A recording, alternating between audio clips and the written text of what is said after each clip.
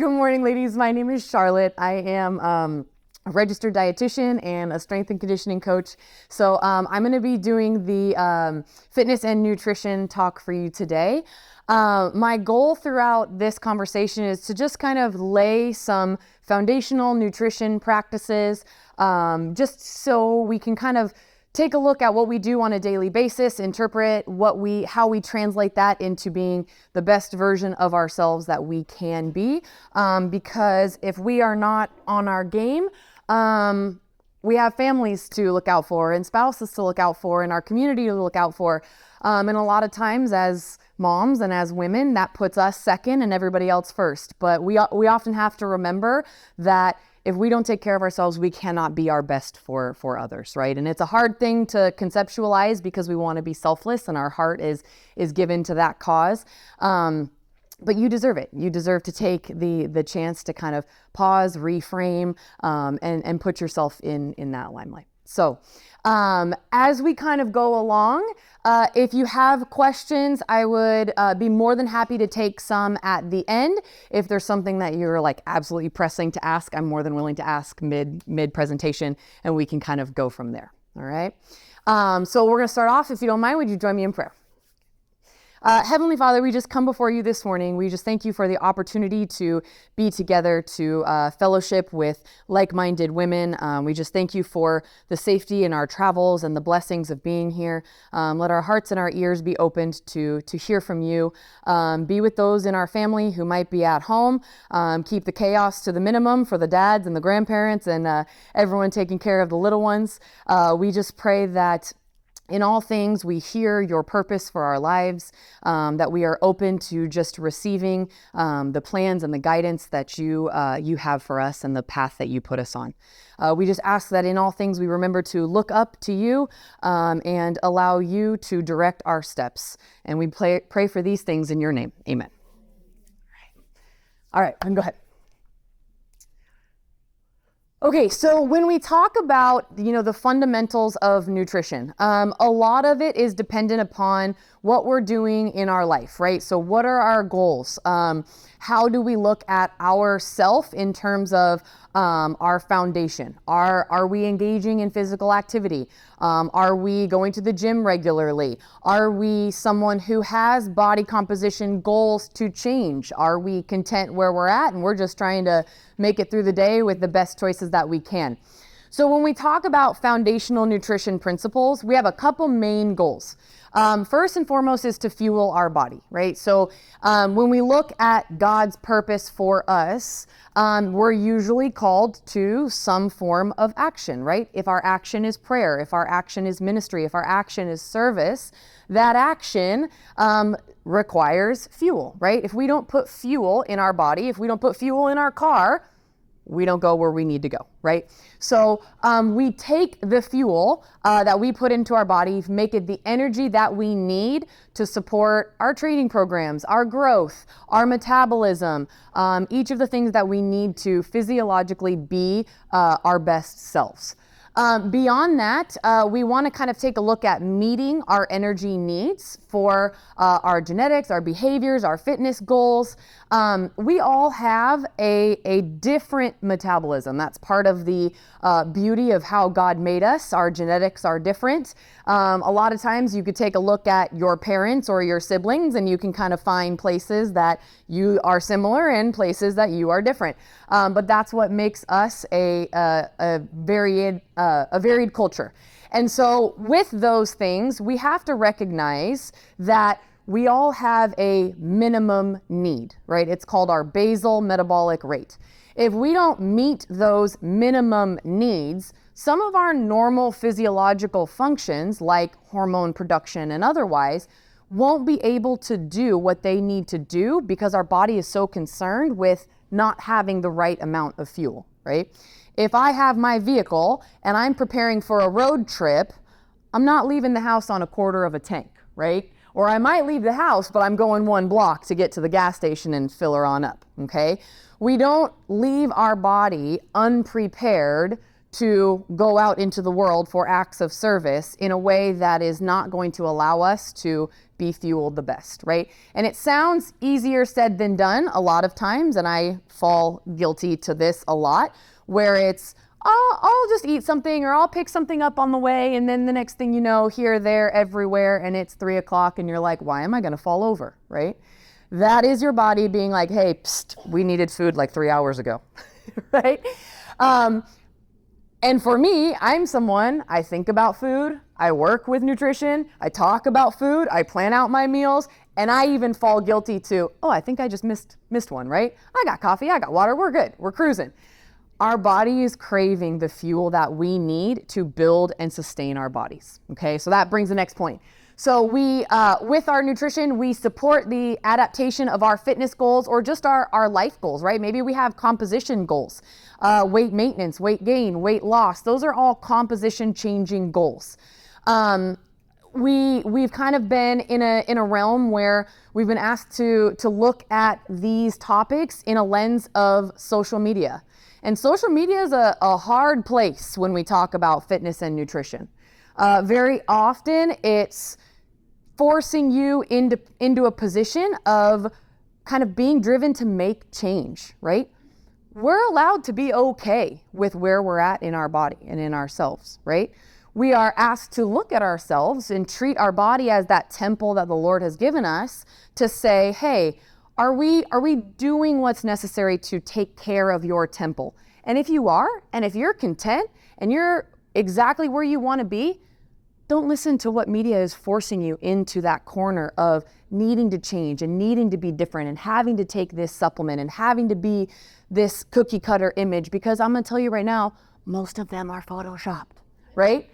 Right? It's not that easy. It takes effort and it takes a lot of things. There is no magic pill or I would have no job, right? So I'm glad there isn't for the time being, just for the time being.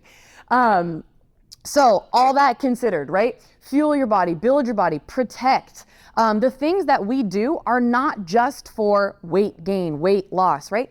We have immune systems, we have hormonal productions, we can actually help our body prevent against injury. We can reduce inflammation that rears its head in terms of arthritises and aches and pains and overuse injuries. We can kind of affect all of those things through our daily nutrition, right? So it doesn't always have to just be weight gain, weight loss. So if we kind of break this down into a pyramid structure, if you will, we have kind of like our foundation to build and then our steps to build upon it. More often than not, when people know that I'm involved in some sort of fitness and nutrition, it's, again, what's the magic pill, right? What do I take? What do I buy? I'll go to Costco and I'll get it right now and I'll buy the big bottle. Yeah, and to be honest, there are things that can help. But notice that even the things that can help, the supplements, they're at the top of the pyramid, right? That top of the pyramid doesn't float if the rest of it isn't foundationally sound beneath it, okay? And that's pretty much an image of us being the mom and the wife and the servant that God intended us to be, right? We can't just pick out one category and say, I think I'm really good at this, and let our internal self kind of fall apart, right? And so in doing that, nutritionally, what we do is we take our overall caloric need, right? What is the fuel that your vehicle needs? How much? Very simply put, you can find that in an app, in a smartwatch, in a Google calculator. As long as you know your own age, your own height, your own weight, your gender, and some activity thrown in, right? That will tell you your overall caloric need, okay? Beyond that, we'll touch later on how to adjust if you are looking to make changes. But foundationally, we have to put the right quantity into our body. Then beyond that, what does that quantity look like in terms of food makeup, right? Do we have our calories from McDonald's and Taco Bell? Or do we have our calories from chicken and rice and lean protein and veggies? Maybe depends on the day, maybe depends on the meal. Sometimes you just got to do what you got to do, right? When you're here, there, and everywhere, getting kids to practices and whatnot, I'm very familiar with the on-the-go lifestyle, and sometimes you don't have a choice Okay, but the goal in that is to make that less often than the routine, right? Changing what you put on your plate makes a difference in how we feel.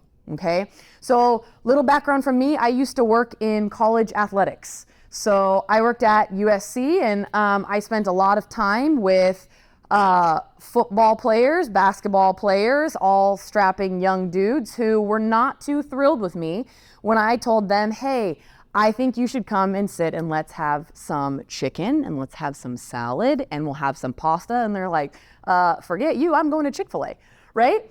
And it's not to say that we don't all love Chick-fil-A, and it's not all to say that that individual had any problem maintaining weight when you've got 6 hours of practice, lifts, etc.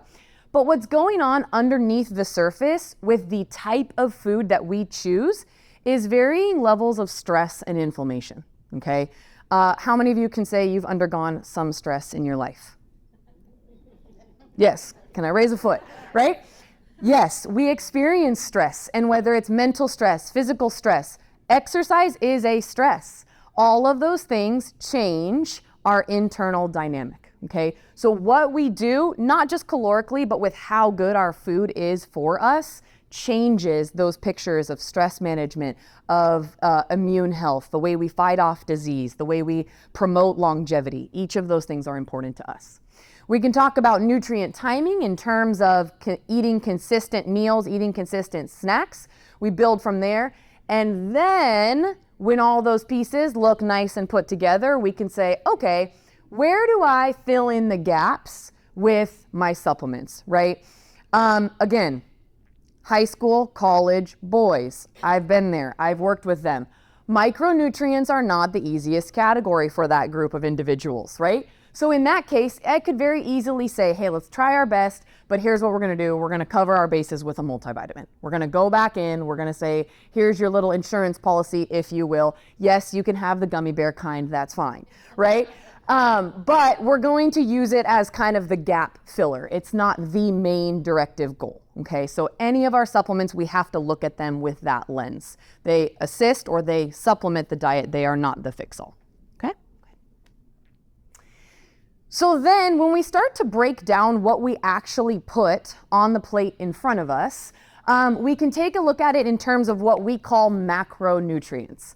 Has anybody ever heard of that term before? A lot of times it gets thrown around kind of gym lingo like, hey, what are your macros, right? We like to shorten everything. Everything sounds better. Macronutrients, too sciencey. Macros, that sounds like a good one. But our macros or our macronutrients are how many grams of carbohydrates or of proteins or of fats that we consume in a day. Now, our fruits and vegetables are kind of in their own little category. They kind of fit in between, more towards the carbohydrates group than anything, but they offer us a lot of our micronutrients. So when we look at our macronutrients, it is the main source of caloric energy for our body. So one of those categories being carbohydrates. Carbohydrates are the closest equivalent to gas fuel that you put in your car, right? Or these days electric, or who knows what is coming down the line, right? The fuel that you put in your car gets you from point A to point B and allows the engine to run smoothly. Think about that analogy in terms of quality, right? I don't know much about cars, don't tell anybody that. But what I do know is that the quality of fuel dictates the performance of the vehicle. Now, we care a lot about the car and how we take care of it, and it better last us a good solid 10 years because cars are expensive or more.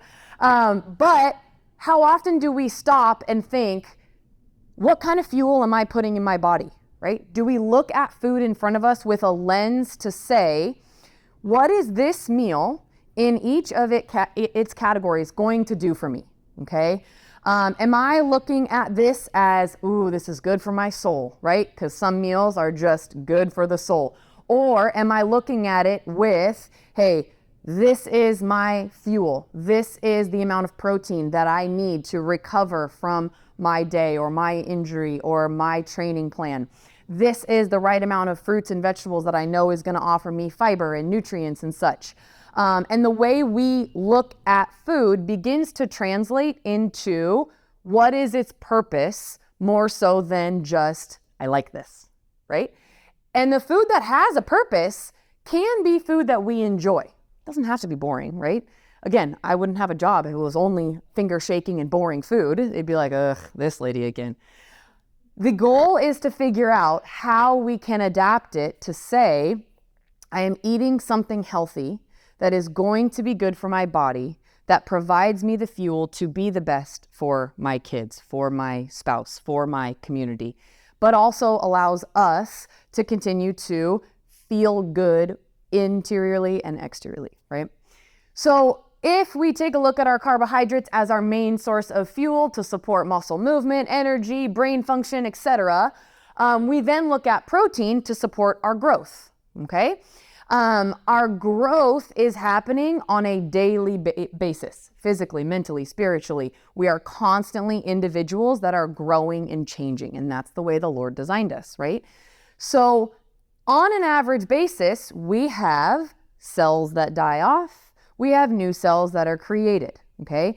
If we did not fuel our body with enough protein to support this change and this growth, we would be in more of a state of deterioration than we would of recovery, okay? So we want to make sure that we're fueling our body with enough of that macronutrient to say, hey, I'm providing you with these little components called amino acids that give you cellular function, immune cells, bone cells, muscle cells, blood cells.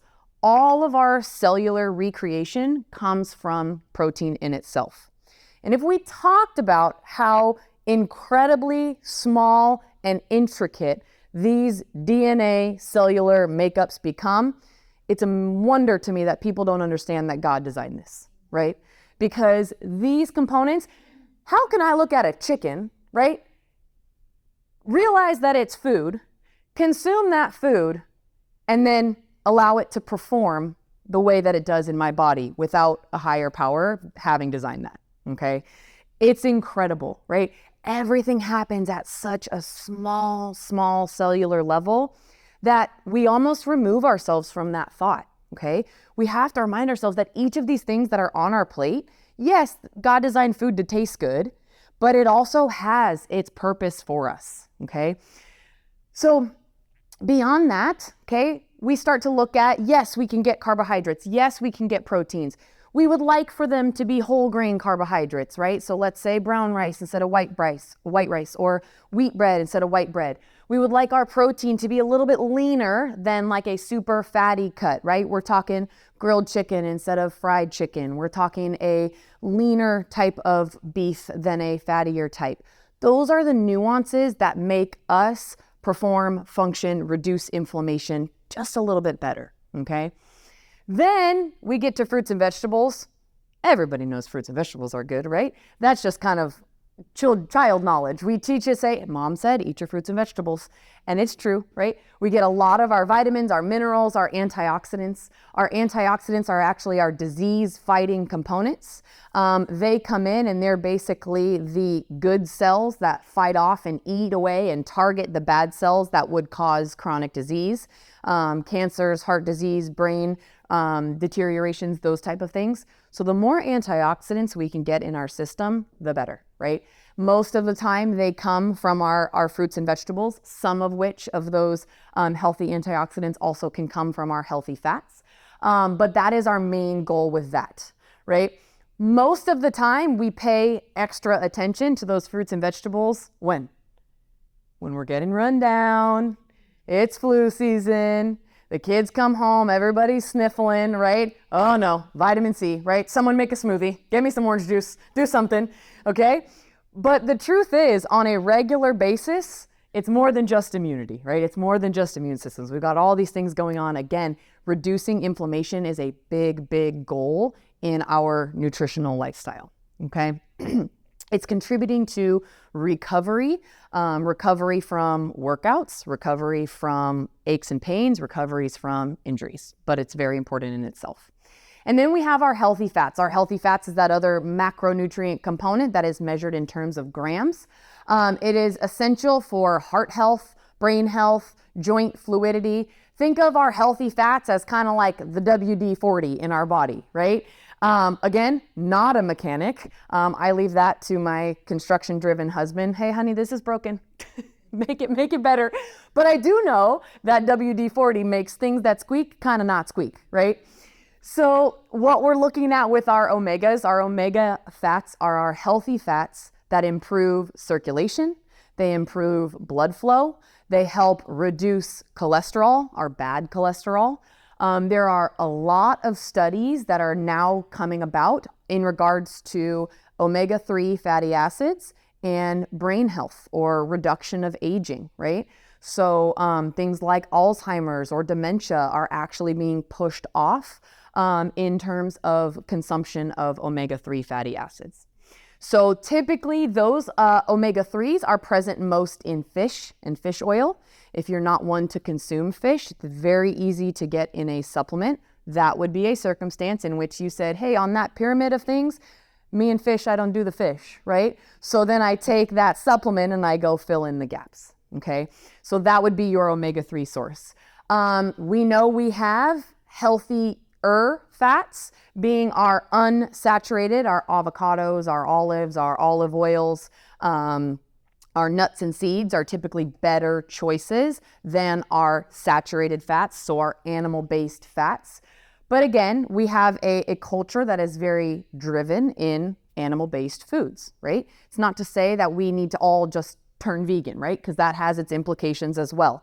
But instead, we just take our sources of fats and we say, hey, how often am I consuming the unsaturated, the avocado, the olives, the nuts and seeds, and how often am I consuming the fried foods, the fast foods, the fattier options, right? Obviously, one should outweigh the other, okay, towards the healthier side. Good. So if we took those macronutrients, and let's talk practicality of this, right? In general, most of the time when I am working through nutrition practices, okay, we got two groups of people. We've got those who want to calculate, they want to log, they want to measure, they want a meal plan. And then there are those that's like, ooh, numbers. No, numbers are hard, right? I don't want to have to look at my phone. I don't want to have to do more measuring. So we got two options. If you are the measuring, calculating, meal plan, preparing, scoops and ounces and all of that, perfect, fantastic. You got apps, you got trackers, you got websites to start to log in the quantity of food that you consume. If you're someone that's like, hey, give me a plate and tell me what to put on it, that works too, right? This is an example of how, for weight maintenance, we would consider our consumption to be, okay? So if you kind of took a standard dinner plate and you said, if I made a quarter of it lean proteins, so fish, lean chicken, lean beef, turkey, pork, and kind of made that at least a quarter of the plate, it's also kind of the size of your hand, right? So if you took about the size of your hand and made that the quarter of your plate, you could use that as a reference point, okay? This plate should make up at least 2 of the 3 meals of your day, right? So if I can get lunch and dinner to kind of look like this, it allows for breakfast to be on the go. I had a smoothie and a cup of coffee and called it good, right? More often than not, breakfast is sometimes hard to come by, at least harder to make this picture perfect plate kind of a thing, okay? We have our whole grains or our carbohydrates, that is our fuel, okay? So we aim for that to be about a quarter of the plate. So you got a quarter lean protein, a quarter carbohydrates, and then we really want to amplify our consumption of fruits and vegetables, okay? That is what helps us, again, with our immune system, our anti-inflammatory system, our recovery, as well as things like fiber, which is a little bit less glamorous to talk about, but it helps our GI function. It helps reduce cholesterol. It helps with heart health. And ultimately, it helps keep us a little bit more full from meal to meal. Okay? Go ahead. So if we talk about snacks then, right? So we've got those nice picture perfect pretty meals. We also have to kind of go through the day understanding that a lot of us have metabolisms that are kind of craving some fuel every 2 to 3, maybe 4 hours, depending upon the size of the meal we ate. Inevitably, some of us have faster metabolisms than others, right? There's those who can just snack and snack and snack and snack and it goes nowhere. Teenage boys, anybody? You got them. Yes. Right? RIP to your grocery bill. I'm so sorry. But inevitably, you better have those snacks on hand. They're coming in hot, and there's something about it that it's just fuel. And then there's those of us that kind of have a longer duration in between. And it's like, I had a meal, I'm good for a while. I'm not super hungry, but I'll maybe have something to hold me over until I get to dinner time, because I got to go here, there, and everywhere. I'm serving this purpose. And so those snacks are our goals to kind of keep us in line until dinner comes or lunch comes or whatever. How many of you, when you are absolutely starving, right? We're talking like skipped meal starving, are like craving something super healthy for dinner, right? Good. I'm glad. I was afraid you were all going to be like, yes. And I was going to be like, oh, okay, it's just me. When we are hungry and when we're tired and when we're craving something and we've skipped a meal or we've gone way too long without eating, we're like, oh, forget the cooking, right? Drag me through or get me something. Heaven forbid you grocery shopped when you were hungry. Okay, I know what that looks like, and there's a pantry full of who knows what, because I said, yep, give me this, and we're taking this, and I have things I've never bought in my life before, right?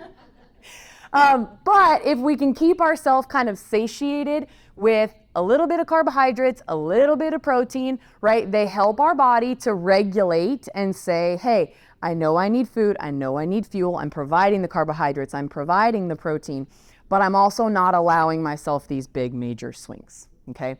Another component in that just helps with our overall health is our hydration, okay? We know that we typically need about 1/2 to 1 time, so the equivalent of your body weight in ounces in fluid in the day, right? So if you have kind of like a water bottle as such, you understand how many times you've filled it up to be half your body weight or 1 time your body weight. The hotter it is, the more you're sweating, the more activity you're doing, the more likely you're going to push that towards 1 time your body weight in ounces. So 150-pound woman, 150 ounces of fluid, right? If you're kind of nice and cool and air conditioned, as we are as such, and you haven't kind of dumped out a whole lot of sweat and hydration, then you can probably back that down to about half. So that same 150-pound woman would probably need somewhere around 75 ounces, okay? So hopefully that translates fairly easily. Again, it's usually easier to keep track of if you've got some sort of bottle that you know, okay, I got to fill this 3-4 times depending upon whether you have the gallon jug or the nice cute little bottles, right? Good. Okay, so then we talk body composition goals. When we have kind of a nutrition plan in place, calorically, if we meet our caloric need, we maintain, right? It's kind of, I don't know how many of you have heard the phrase calories in, calories out, right? It's kind of like an overused, like, yeah, we know kind of phrase, but it is really the fact of the matter, right? Our metabolism is a mathematical equation. However much fuel you need, if you provide your body exactly the fuel it needs, it goes, great. I'm going to take this, I'm going to utilize it for that. Hopefully it's good, clean, purpose-driven fuel, and you can kind of put it into action, building new muscle tissue, repairing bone structure, creating new cells, creating hormones, and then there's not a whole lot of leftovers, okay? When we have a need and we supersede that need or we put in extra, we have leftovers. And the body goes, ooh, what do I do with this, right? And it kind of looks internally and goes, are we doing any activity right now? No, I'm not running. I think I'm sitting. Okay, cool. And then it says, are there any sort of other needs that we need to repair, replace? No. So then what it starts to do is say, okay, some of this is probably going to be waste, right? I'm going to remove it from the body. We don't seem like we need it. And then others, I'm going to put it away in the closet for a rainy day, right? And you say, perfect. I love the closet, right? That excess gets stored away as body composition in terms of body fat mass, okay? Because if ever we were to be on a deserted island and starving, we'd have stores, right? We'd have extra. But in reality, okay, this is modern day California, right? I would hope we're not on the verge of deserted island and we have plentiful food availability. So excess in terms of over excess is not where we want to be, right? We need body fat. We genuinely do. It helps us produce our hormones. It helps us stay in cycle. It helps us to have kind of cushion protection, thermal regulation, which is heat and cool. But extra, it's kind of like the overflowing pantry or closet at the house where you're like, I know something's in there that I need, but do I really want to go get it, right? It's the extras, okay? So that is what happens when we supersede our caloric need. Now, if we want to trend towards weight loss, we take our maintenance goal, and then whatever that may be, we're going to subtract anywhere from 250 to 500 calories nutritionally per day. Okay. Now, if I was also exercising, I can also count that towards my deduction, right? So if I'm talking about trying to lose weight or change body composition, what I want to do is I actually want to be exercising. I want to kind of double down on that effect to say, hey, body, I'm going to keep you shy of just a little bit of fuel, right? 250 to 500 calories. It's not a whole lot, right? An extra snack or a little extra portions or maybe those treats that we used to have that we're gonna hold off on for a while. And then in addition to that, I'm gonna continue to train my body. I'm gonna continue to work out because what that does is says, hey, the muscle mass that we hold, the stuff that dictates our metabolic rate, the stuff that helps us perform, stay uninjured, lift heavy things, allows us to eat more. It allows us to perform better. If we are continually training and eating enough protein, our body says, oh, I'll keep that. I like that stuff. That stuff is good for me.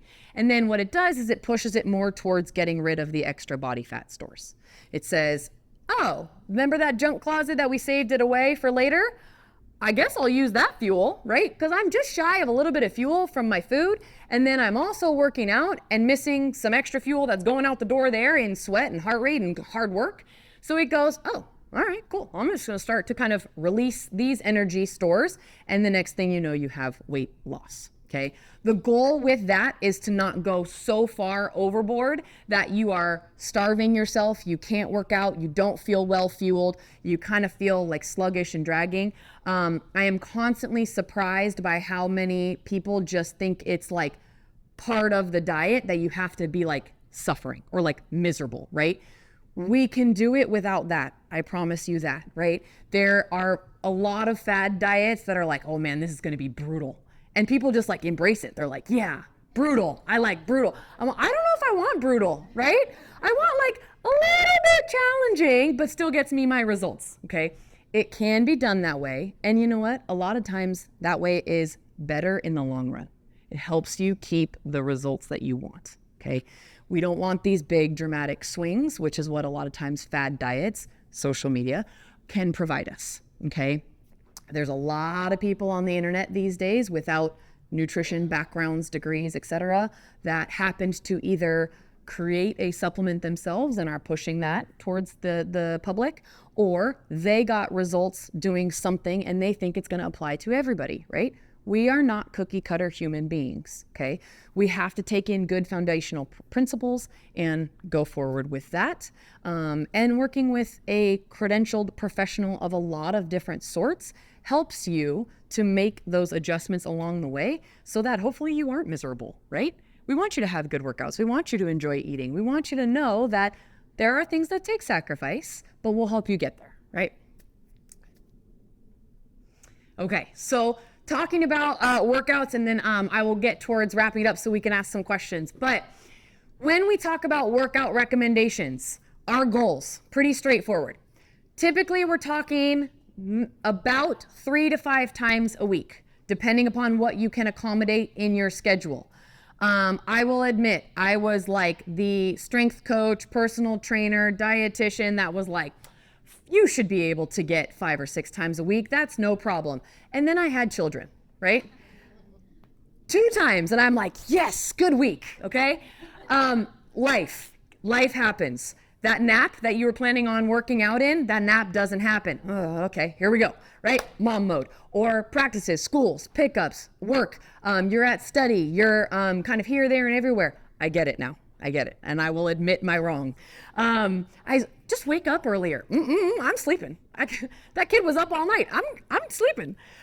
So I'm with you. I totally get it. But if we can kind of say 3 to 5 times, 5 is kind of that point where you say, leave the other 2 for rest, right? Enjoy, like Connie was discussing earlier, meditate, rest, recover, allow your body to repair itself so that workout can be A+ level workout the following days, okay? Go for a nice walk, enjoy the nature stroll, do something different, rest your mind and your body, okay?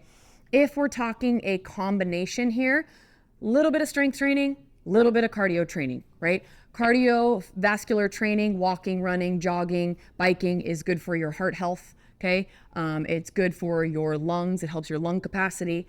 And strength training does, like I mentioned before, where it helps you to maintain that muscle tissue, your performance, your strength, and each of those things that we need to maintain throughout the course of our life, okay? 3 to 5, mix and match. Do what you like, right? Or grab a partner along with you. Get a friend, get a sister, get your husband. If you have older kids, get your kids. If I brought my kids, it's not relaxing. But do something with someone that's going to help you accomplish your goal, okay? God bless the inventor of the stroller.